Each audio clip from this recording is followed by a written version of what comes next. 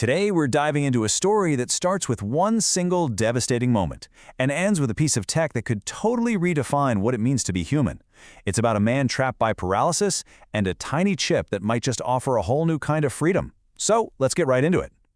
So this is Noland Arbaugh. Back in 2016, a freak diving accident just instantly cut the connection between his brain and his body. He was left paralyzed from the shoulders down. In 1 second, his entire world just shrank. He was, for all intents and purposes, trapped. Noland's new reality was one of just profound physical limitation. But that very problem is what one of the most ambitious and, controversial companies in the world is trying to solve. The big question is, how do you let the mind break free from the body? Okay, so before we even get into the wild technology, it's so important to understand what's really at stake here. You got to grasp the daily challenge of living with tetraplegia, where your mind is 100% active, but it's stuck. And you know what's really interesting here is that this is about so much more than just not being able to walk or pick something up. It's about a loss of independence, a loss of privacy, of connection. As Noland himself puts it, people in his situation just want more autonomy. They want to do simple things, like text a friend privately at 2 in the morning or play a video game without needing somebody else to set it all up for them. So how on earth do you even start to solve a problem like that? Well, that's where Neuralink comes in. This is Elon Musk's moonshot venture to build a direct bridge between the human brain and a computer. All right, here's the core concept. Your brain, it's basically an electrical powerhouse. Every thought you have, every intention to move, it all creates a tiny electrical spark. Think of it like your brain is speaking in its own kind of Morse code. A brain-computer interface, or a BCI, is essentially a decoder. It's designed to listen in on those signals and translate them into commands a computer can actually understand. And this is where Neuralink's big innovation really comes into play. For decades, the best thing we had for BCIs was something called the Utah array. It's like a tiny bed of stiff silicon needles. And look, it was revolutionary for research, but it had a big problem. Your brain is soft, right?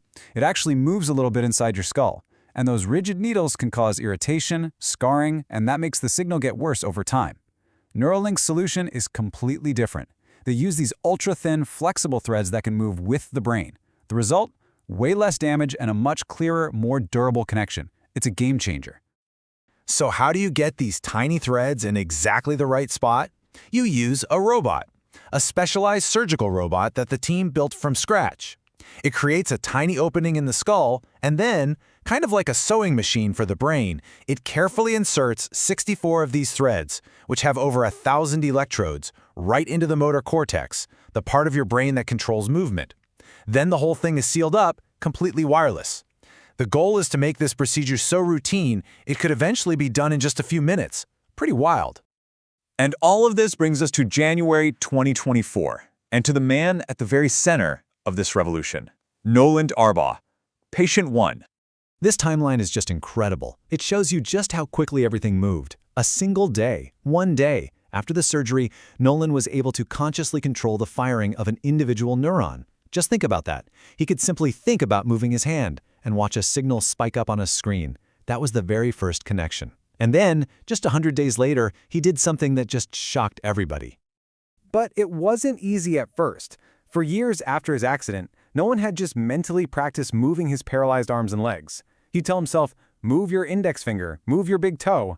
And now, with the implant, he had to do that exact same thing to calibrate the device. And he said it was just mentally exhausting. And then came the breakthrough. One day, it just clicked. Noland realized he didn't have to try to move his hand anymore. He could simply intend for the cursor to move, and it would. He had done it. He had achieved a kind of digital telepathy. It was, as he put it, a big aha moment. So, just how fast could he get? Well, he reached a cursor control speed of 8.0 bits per second. BPS is just a measure of how quickly and accurately you can select a target. But to put that number in perspective for you, that is nearly double the previous world record for a BCI. In fact, get this, Noland, controlling a cursor with only his thoughts, was now faster than the average able-bodied person using a physical mouse. And what does that mean in real life? It means independence. It means for the first time in 8 years, Noland could lie in his bed and play one of his favorite games, Civilization VI, all night long, completely on his own. That one single act represents a freedom he probably thought was lost for good. But Noland's incredible personal victory, that's just the beginning. For Neuralink, restoring function is just phase 1.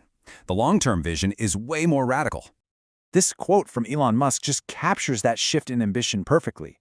Once the tech is proven to be safe for restoring abilities in people like Nolan, the next logical step is augmentation, enhancing human capabilities beyond their natural limits. So what could that look like down the road? Well, the team is already working on a visual implant, with the goal of restoring sight by connecting directly to the brain's visual cortex. From there, the possibilities just explode, repairing the neural pathways for memory, or even enabling direct communication at the speed of thought. Way faster than what's possible with speech. But this is the ultimate long-term goal. The philosophical reason Neuralink even exists is to create this high-bandwidth connection between the human brain and artificial intelligence. The belief is that as AI becomes exponentially more powerful, this kind of symbiosis is going to be necessary for humanity to keep pace and to stay in control of its own future. All of this brings us right back to Noland Arbaugh, playing a video game in his bed.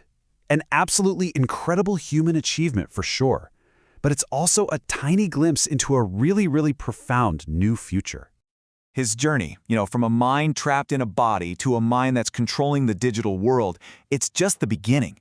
It is a preview of a future where the line between our own biology and our technology starts to get blurry, and then maybe dissolve completely.